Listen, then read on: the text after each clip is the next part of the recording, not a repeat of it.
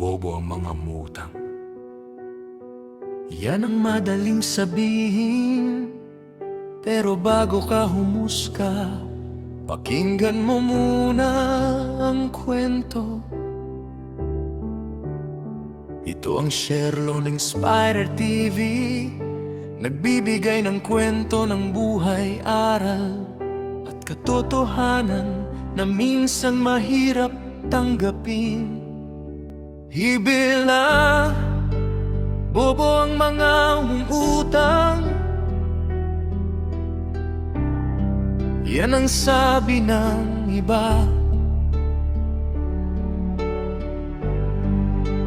Bobo ang mga umutang, pero hindi nila alam ang kwento. Makinig ka muna sandali dito sa Sherlo ng Spider TV, kung saan ang bawat kwento may aral na matututunan mo.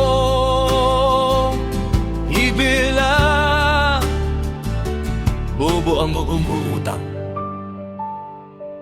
Yan ang madaling sabihin, pero hindi lahat ng Buddha pareho ang dahilan.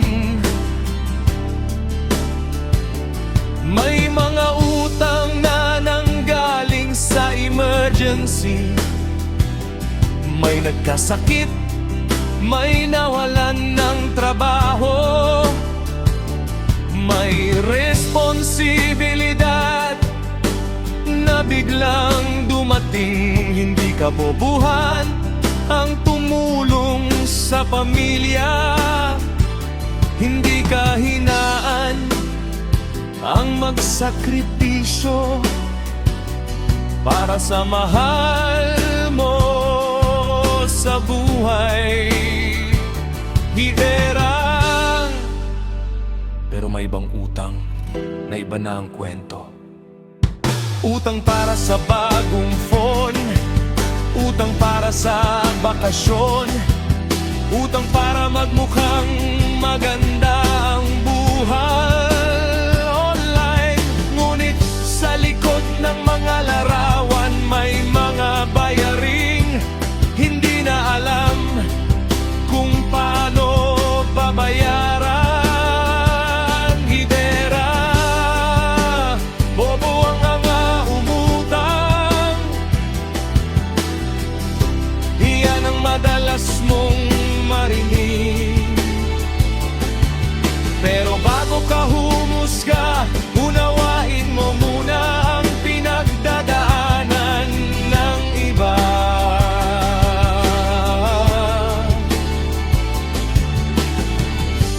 Dito sa Sherlo ng Spider TV, mga kwentong may aral ang hatid para sa puso at isip na gustong matuto sa buhay. Ibe na, Hindi problema ang utang. Ang problema, yung dahilan kung bakit ka umutang.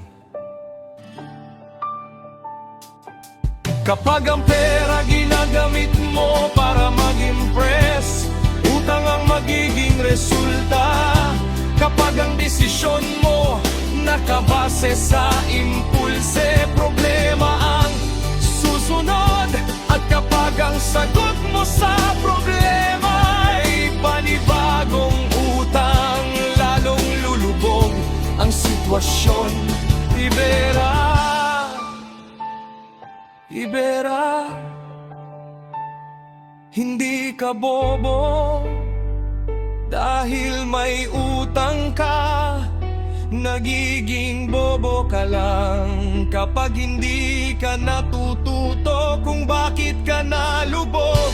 Kasi ang pera pwede mong bawiin, pero kung hindi mo babaguhin ang paraan mo sa pagdedesisyon, ulit lang nang uulit ang parehong kwento. Makinig, matuto at magbago. Sherlon Inspired TV Ibera. Ito ang Sherlon Inspired TV. Mga kwento ng buhay. Mga aral na hindi dapat makalimutan.